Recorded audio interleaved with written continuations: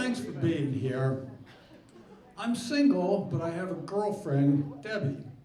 The way Debbie and I met, she cold called me. I had no idea who she was. She saw me at a wedding. I was the guest of another woman. Debbie did her research. She found out this other woman and I weren't really seeing each other. She decided I was available and she could call me. So we're talking on the phone. Debbie says, well, look, I know who you are and I know what you look like. Do you want to know what I look like? I said, sure. She said, well, I'm tall, I'm 5'11", I'm slender, I'm fit, I have blue eyes, I've got shoulder-length hair between dark blonde and light brunette. I said, Debbie, stop right there. I said, these are disqualifying characteristics. I said, I can't imagine being attracted to a woman who looks like that. There's a long pause. I said, just kidding, I like that type.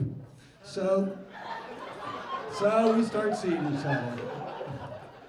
So Debbie and I are going out for about a month or so. She needs to go away for about a week.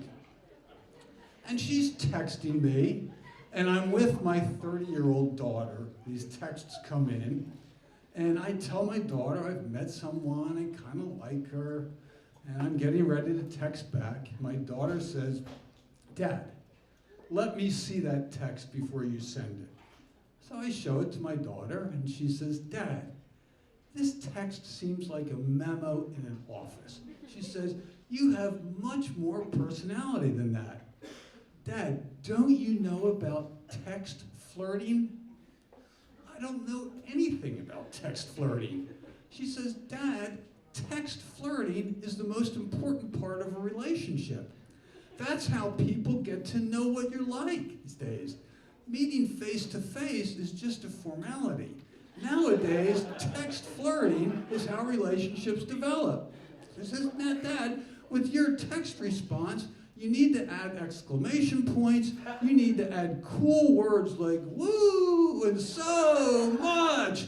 You need emojis. Now get back and rewrite that text. So I learned text flirting, and Debbie and I continue to see each other. So I invite Debbie down to my beach house, and she says, do you have tissues? I don't have tissues. I got toilet paper. I got paper napkins. I got paper towels. Why would I need tissues? And she says, do you have anything we can put flowers in? I said, oh, I got plenty. I got tall glasses. I got small glasses. I got wine glasses. She says, do you have any vases? I don't have vases. And she says, do you have votives?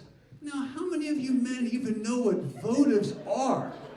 It turns out they're like small candle holders. So I thought my beach house was perfectly outfitted. I had bikes, kayaks, and boogie boards.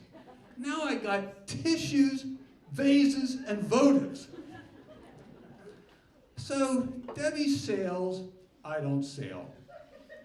Debbie and her friends are going for a 2-week sailing trip offshore. She invites me, I decline. But I said, I'll help you and your friends with the shopping. So we go to a supermarket. I get a big shopping cart near the checkout aisles while the others shop and load the cart. So they fill this cart with bottled water and toilet paper.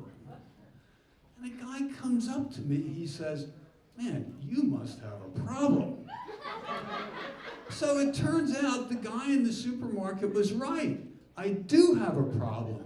My urologist tells me I need a biopsy of my prostate. This is a very intrusive procedure. So during the procedure, he says, now I'm going to take 6 snips from the inside of your prostate, okay? I said, I'm going to say acknowledge because it really isn't okay. I said, there's another way we could handle this. My girlfriend said she's willing to write a letter saying it seems that everything's in working order. My urologist says, I'd really like to read that letter.